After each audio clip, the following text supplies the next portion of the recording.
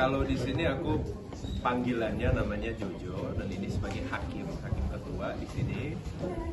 Hakim yang memiliki sebuah masa lalu yang cukup gelap dan dia ingin membuktikan sesuatu untuk membenarkan hal-hal yang terjadi di masa lalunya. Dan setelah bertemu dengan karakter Abigail yang diperankan oleh Christian Nasution, dan bersama-sama kita melewati berbagai macam rintangan ujungnya untuk menegakkan keadilan. Ya, saya di sini berperan sebagai Abigail, anggota yang sebenarnya selalu nggak mau menjadikan hakim ketua walaupun udah berapa kali lah didelegasikan dia memimpin pengadilan, tapi dia selalu merasa nggak layak sampai pada akhirnya, spoilerin nggak usah, karena Jojonya saya kacang. Itu diomit aja. Akhirnya Abigail mencoba memberanikan diri untuk melawan ketakutannya dan gitu. Gue tuh kok di interview pasti spoiler tuh. Gitu ya. Observasinya seperti apa? Kalau pertanyaannya soal persiapannya ya, kalau persiapannya kita dapat banyak hakim-hakim yang luar biasa besar, yang luar biasa. Ada yang masih pada pensiun, ada yang masih aktif sebagai hakim. Jadi banyak banget masukan yang kita dapat dari cara ngomongnya, dari sampai cara ketuk palunya dan berapa kali dan atau tiga gitu ya? Satu atau kok tahu? Lanjut. Jadi maksudnya dapat banyak masukan dari mereka. Kita juga dapat dukungan juga dari Diklat, jadi pendidikan dan hakim-hakim juga. Jadi kita dibimbing terus memang. Jadi dari situ sih kita udah dapat banyak banget arahan dan masukan. Jadi itu sih sangat membantu ya. Sebenarnya peran yang kami mainkan ini kan sebenarnya masih hakim muda ya, masih hakim PN gitu. Mungkin suatu saat jenjangnya akan, kemarin ngobrol sama Pak Darul, mungkin suatu saat nantinya dia akan ke MH atau MK gitu. Tapi kita hakim-hakim muda yang berperannya di sini benar-benar kita nih sebenarnya hakim yang melakukan yang tidak biasanya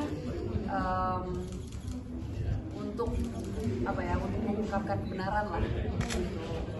Memang peran ini cukup berat, makanya sebenarnya malah beruntungnya saya sendiri dapat peran ini gitu. Akhirnya tahu step-step hakim itu apa, masuknya kemana, lalu jenjangnya apa aja, sampai akhirnya hakim tertinggi mengambil keputusan itu apa aja yang harus dipertimbangkan.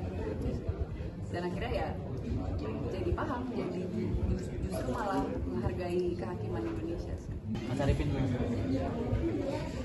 ya kan belum pernah nih dapat tawaran sebagai hakim ya. Terus ditambah pas kita tahu bahwa dapat dukungan juga dari para hakim-hakim seperti Pak Darul dan lain-lain, ya kita juga melihat wah ini kayaknya seru nih, maksudnya dibimbing gitu kan, kita jadi banyak belajar tentang hakiman Indonesia seperti apa, betapa susahnya menjadi hakim Indonesia yang banyak hal yang sebelumnya aku nggak tahu, jadi sekarang aku jadi belajar, jadi lebih menghargai proses yang ada. kalau Papi, Sebenarnya kenapa akhirnya ngambil ini di tengah film Indonesia yang lagi hantu semua gitu ya? Akhirnya ada lumayan. Akhirnya ada ruang untuk genre lain gitu sih. Jadi ini ya semoga bisa mewarnai bioskop ya. Jadi ada alternatif yang juga, dan juga sebenarnya keluar dari bioskop itu juga mungkin membawa bekal sesuatu lah, pengetahuan baru, selain memang ini konsepnya hiburan ya, tapi dengan nonton hiburan bawa pulang pengetahuan kan menarik rasanya. Itu kan berat dan melelahkan, tapi seru. Gitu. Puasa aja. Puasa aja.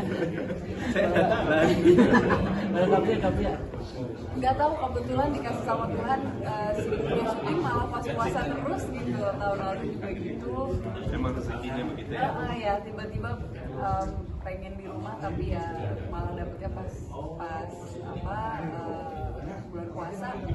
Sebenarnya kan kita syutingnya di Jogja. Serunya Jogja itu kan kalau nggak bulan puasa gitu. Karena emang jauh dari Jakarta ya. Jogja balik Jakarta. Iya, tapi mayoritas set kita akan di Jogja. Dan Jogja kalau bulan puasa sepi ya, sayang banget ya. Ya justru enak sepi. Maksudnya gak ada jajanan. Ada jajanan. Jogja kan kuliner. Semoga untuk para produser dan sutradara magribannya lama biar kita bisa kulineran di Jogja. Amin. Tapi memang biasanya pengalaman seperti apa sih Kak Pia syuting di tengah bulan Ramadan? Pengalamannya seperti apa sih? Kan udah cukup sering ya, tahun lalu pernah juga puasa di tengah Ramadan. Sama aja sih, puasa juga ya, kalau nggak kuat sahur ya. Jalanin aja kayak air ya. Jalanin aja sih sebenarnya. Tapi kalau misalnya syutingnya malah padat, biasanya malah nggak berasa tuh, udah maghrib aja gitu. Kalau kebanyakan nunggu malah yang kenapa? Untuk main di film ini kan ada acuan nggak sih untuk karakter yang akan dibawakan ini? Maksudnya dari film ini, misalnya kok kurang lebih bersama nih kayak gini. Ada nggak sih? Mencari referensi dari mana? Referensinya ya? Ya, ada beberapa referensi, tapi utamanya sih di sini justru pengen tahu dari Hakim Asli itu kayak gimana sih prosesnya, mereka kayak gimana sih, terus juga kita gabungin dengan yang ada di skenario gitu. Itu lebih ke langsung waktu masa. Yes, betul. Mas Arifin untuk Mafia. Ya, itu nama saya. Ya.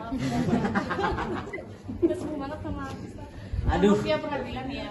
Kan tadi di sinopsisnya saya juga sempat baca bahwa Jojo ini kan apa sih berusaha? Asik ya namanya ya. Iya, berusaha untuk membersihkan nama baik dari hakim, dari ayahnya ya. Gimana? Ya kan, Sorry. sinopsisnya itu Ya, kan tadi. membersihkan nama baik kan, Ya. nama baik kan, ada investigasinya juga. Nah, gimana pendapat lu tentang Mafia Peradilan yang namanya Tipikor itu identik dengan Mafia Peradilan? Jadi kalau mau tahu kelanjutannya harus lihat langsung film. Jawabannya itu ya. Kalau Mia sendiri gimana soal Mafia Peradilan di Indonesia? Iya. Ini film kan dekat sekali ya. yang Karena di namanya film ini Tipikor kita itu bahas dekat juga soal mafia peradilan. Ya. Makanya biar seru nonton aja lah. nonton aja ya. Jadi nanti kita Ya sebenarnya kan juga tadi seperti yang Pak Zarok bilang ya, salah satu film ini dibuat adalah untuk bukan membersihkan nama baik kehakiman Indonesia, tapi ini udah banyak sekali yang kegiring ke arah yang udah nggak ada yang percaya dengan keadilan Indonesia gitu. Kalau semuanya akhirnya nggak percaya, kita mau kemana lagi gitu. Makanya film ini diangkat untuk mafia peradilan pasti ada lah, nggak cuma di Indonesia, yakin lah di mana-mana juga ada, nggak usah di pengadilan aja, di semua lini juga pasti ada gitu. Tapi di tengah-tengah itu masih ada hakim-hakim baik, masih ada penegak-penegak hukum lainnya yang bersih, jujur, dan juga mau mengangkat keadilan itu. Jadi itu yang diangkat. ya. Biasa Harapannya untuk teman-teman yang nanti nonton film ini, ya pasti semoga film rame, tapi juga utamanya biar orang yang nonton film ini mereka mendapat sebuah manfaat ya dari film ini, mereka mendapat sebuah pengetahuan baru dan semoga bisa membawa berkah. Silakan. Oh ya, apa ya? Karena film judulnya dibuat untuk hiburan, semoga terhibur lah nonton ini. Amin. Karena ada semua lini, ada actionnya, ada drama, ada percintaan juga. Oh, ada juga? Kayaknya gitu. Adalah bapak ibunya Hakim Jojo dulu. oh ya. Gitu, jadi ya semoga terhibur.